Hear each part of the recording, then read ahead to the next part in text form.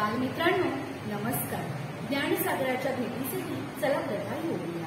प्रादेशिक विद्या प्राधिकरण मुंबई प्रस्तुत कथासरिता या उपक्रमामध्ये आपल्या सर्वांचे खूप स्वागत. आज दिनांक 24 नोव्हेंबर 2021 वार बुधवार, कार्तिक कृष्ण 5 शके 1943.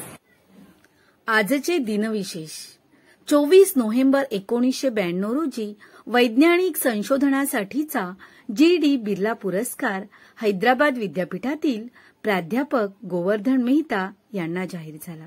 त्याचप्रमाणे 1992 मध्येच देवगड तालुक्यातील कवी माधव यांना पहिला कवी माधव पुरस्कार जाहीर झाला.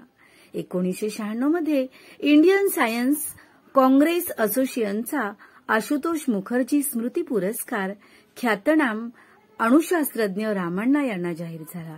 1998 मध्ये समाजसेविकांना दिला जाणारा अहिल्यादेवी होळकर पुरस्कार आंबेडकरी चळवळीतील नेत्या आणि कार्यकर्त्या शांताबाई दांडे यांना प्रदान करण्यात आला. बालमित्रांनो, आजच्या दिनविशेषाप्रमाणे 24 नोव्हेंबर 1992 रोजी कवी माधव यांना पहिला कवी माधव पुरस्कार जाहीर झाला. चला तर मग कवी माधव यांच्याविषयी जाणून घेऊया. कवी माधव यांचे पूर्ण नाव माधव केशव काटदरे होते. कोकणातील गुहागर तालुक्यातील शिर हे त्यांचे मूळ गाव. मात्र त्यांचा जन्म 3 डिसेंबर 1892 रोजी कोल्हापूर जिल्ह्यातील मलकापूर येथे झाला. प्राथमिक शिक्षण गुहागरमध्ये व त्यानंतरचे शिक्षण रत्नागिरीमध्ये झाले. नोकरीसाठी ते मुंबईत वास्तव्यास होते.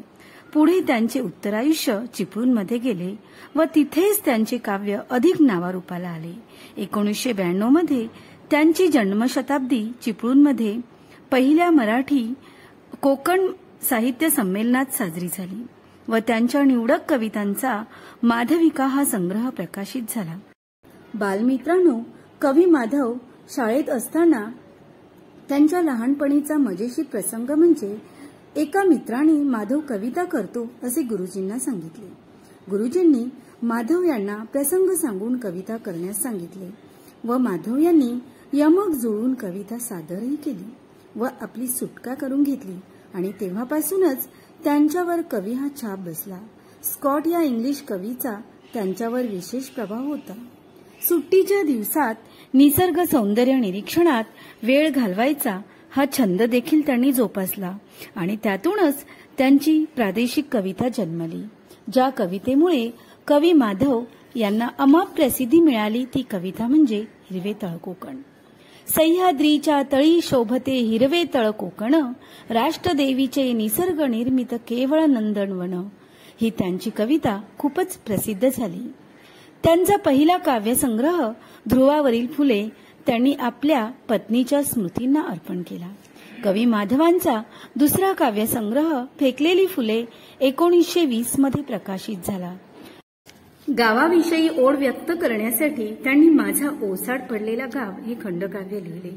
कोकणचा प्राचीन इतिहास, तेथील जनजीवन, निसर्ग सौंदर्य यांचे वर्णन त्यांच्या साहित्यातून होते. चिपळूणात राहून कवी माधव यांनी आपल्या पत्रांच्या माध्यमातून अनेक साहित्यिक मंडळीशी संपर्क ठेवला. त्यात ना. आपटे, आचार्य अत्रे, यशवंत य.न. केळकर यांचा समावेश होतो. कवी माधव यांच्या कार्याचा चिपळूणकर वासियांनी गौरव केला व दिवंगत ना. आपटे यांच्या अध्यक्षतेखाली त्यांचा सत्कार करण्यात आला. गीत माधव, ध्रुवावरील फुले, फेकलेली फुले, माधवांची कविता हे त्यांचे निसर्ग कवितांचे काव्यसंग्रह आहेत. त्याचप्रमाणे पाचव्याचा पराक्रम, अंधेरी नगरीतील न्याय, डोंगरातला काका, पर्यांची देणगी, तिघे प्रवासी, 3 लढाऊ प्राणी हे त्यांचे बालसाहित्य विशेष उल्लेखनीय होते. त्यांनी इतिहास संशोधनही केले.